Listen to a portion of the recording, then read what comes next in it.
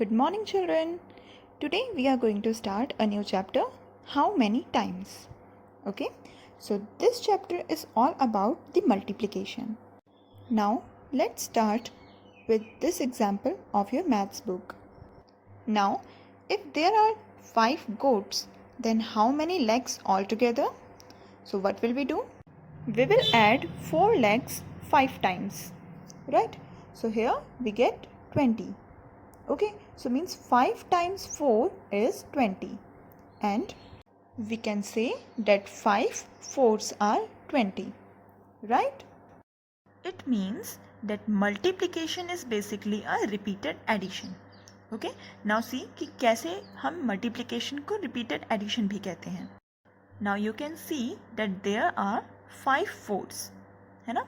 So you can write it like 5 times कि मतलब 5 बार हैं क्या 4.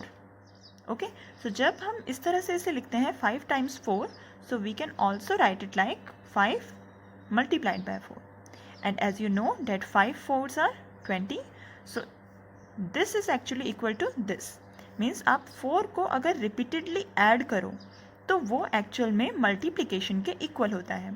ठीक है, so repeated addition is actually a multiplication. Okay, repeated addition ही क्यों बोल रहे हैं? बिकॉज इसमें एक ही नंबर बार बार रिपीट हो रहा है. ठीक है, और एडिशन हो रहा है उनके बीच में. So we can write it like this.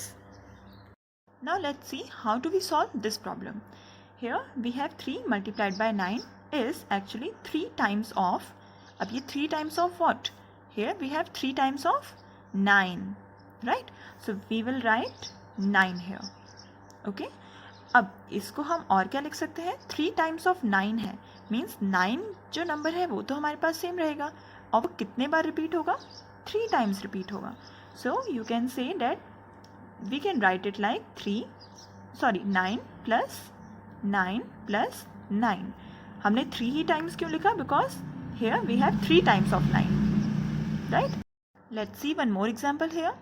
Now if you are given with such a problem जिसमें आपको एक ही number, same number is repeated with the sign of addition. ठीक है, तो आपको क्या करना है? आपको पहले देखना है कि ये कितने टाइम्स रिपीट हुआ है. Okay, so here we have 1 time, 2, 3, 4, 5, 6 times, right? तो आप इसको एज इट इज़ लिख लोगे 6 times. And 6 times of what? कौन सा नंबर रिपीट हो रहा है? 2, है ना? So you will write 2 here. And now 6 times 2 is actually 6 multiplied by 2. Means जब ये टाइम्स होगा, इस टाइम्स को हम रिप्लेस करेंगे मल्टीप्लिकेशन के साइन के साथ. ओके, नाउ 6 2s आर, ये तो आपको पता ही है, this is 12. Alright, now move to the next question. Here we have right the factors and product. ठीक है, आपको ये नंबर दिया है, ये नंबर मल्टीप्लिकेशन की फॉर्म में दिया हुआ है. ओके, आपको यहाँ पे इसके फैक्टर्स लिखने हैं और फिर इसका प्रोडक्ट लिखना है. अब फैक्टर्स क्या होता है? जब भी कोई नंबर इस तरह से मल्टीप्लिकेशन की फॉर्म में लिखा हो, सो उसके फैक्टर्स हैं वो नंबर खुद. ठीक है, आप बस मल्टीप्लिकेशन का साइन नहीं लगाओगे, यहाँ पे फैक्टर्स पूछा है तो आप इंडिविजुअली इन नंबर्स को यहाँ पे लिखोगे. So here we have 2, 8. Okay, you will put a comma here. So here we have 2 factors, 2, 8. And what will be the product? Product will be our answer after multiplication. So 2 8s are 16, right? So this is the product of 2 and 8. Alright, children? See one more example. Here we have 5 multiplied by 9. So the factors will be the number itself, means 5, 9, right? And the product must be 5 9s are 45. Right? So this is how you will solve the more problems from your worksheet. Now let's see some properties of multiplication. If any number, यहाँ पे मैंने 2 लिखा है, but it may be any number. So if any number is multiplied by 1, ठीक है, then the answer must be that number itself. Okay? Means अगर आप किसी भी नंबर को 1 से मल्टीप्लाई करते हो तो आपको वही आंसर मिलेगा जिस नंबर की आपने मल्टीप्लिकेशन की है. Okay, Now the next property, if any number is multiplied by 0, अगर आप 0 से किसी भी नंबर की मल्टीप्लिकेशन करते हो, then you will get 0. अब चाहे वो कितना भी बड़ा नंबर क्यों ना हो, अगर आपने उसकी मल्टीप्लिकेशन 0 से कर दी, then the final answer must be 0. Okay?